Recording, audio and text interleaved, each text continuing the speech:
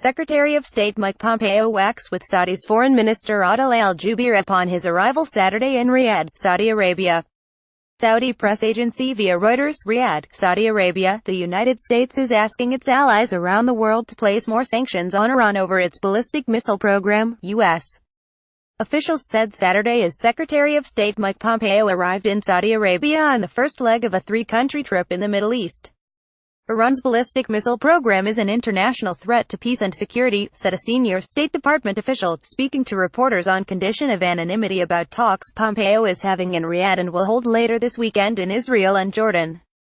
We are urging nations around the world to sanction individuals and entities associated with Iran's missile program, and it's been a big part of our discussions with the Europeans. The campaign to urge other nations to crack down on Iran is reminiscent of the maximum pressure campaign the United States has been waging to get North Korea to negotiate an end to its nuclear program. It carries particular resonance in Riyadh, which has been hit numerous times over the past 4 months by missiles fired by Iranian-backed Houthi rebels in neighboring Yemen. Just Saturday morning, a few hours before Pompeo arrived from a NATO meeting in Brussels, Saudi Arabia said it shot down 4 missiles launched from the Yemeni side of the border. The sharpened focus on Iran's missile programs comes as President Trump is nearing a May 12 deadline to decide whether to extend waivers on sanctions against Iran that were suspended when a multi-nation agreement was struck in 2015 to curb Tehran's nuclear program. The United States has been negotiating with European allies to find a way to cobble together what it calls a supplementary agreement that would squeeze Iran over issues such as its missile program. The administration considers the program a priority threat that must be addressed.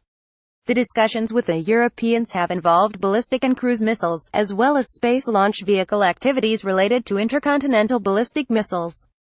Iran possesses the largest ballistic missile arsenal in the region, the State Department official said. Iran's missiles prolong war and suffering in the Middle East. They threaten our security and economic interests, and they especially threaten Saudi Arabia and Israel. There is a growing international awareness of the need to impose costs on Iran's missile programs and to do so urgently. In his maiden foreign trip since being sworn in as Secretary of State Thursday, Pompeo is expected to keep the focus on Iran. Saudi Arabia, the chief regional rival to Iran, is considered key in the effort to counter Tehran's ambitions. Another senior State Department official said Pompeo will urge the Saudis to settle their dispute with Qatar, which is the subject of a punishing economic blockade imposed by the Saudis and other Gulf countries. The United States says the dispute is benefiting Iran as much as it hurts Qatar, and holds all countries involved in the squabble to be partially to blame. We see in the cleavage lines room for Iran to play, and room for a less than maximally effective effort against the other problems in the region, namely the fight against ISIS and violence of Sunni jihadism, the official said. Pompeo will discuss the administration's efforts to rein in Iran when he talks Sunday with Israeli Prime Minister Benjamin Netanyahu and then heads to Amman to speak with King Abdullah II. He has no plans to meet with Palestinian Authority President Mahmoud Abbas or any other Palestinians, either in the West Bank or in Amman, U.S. officials said.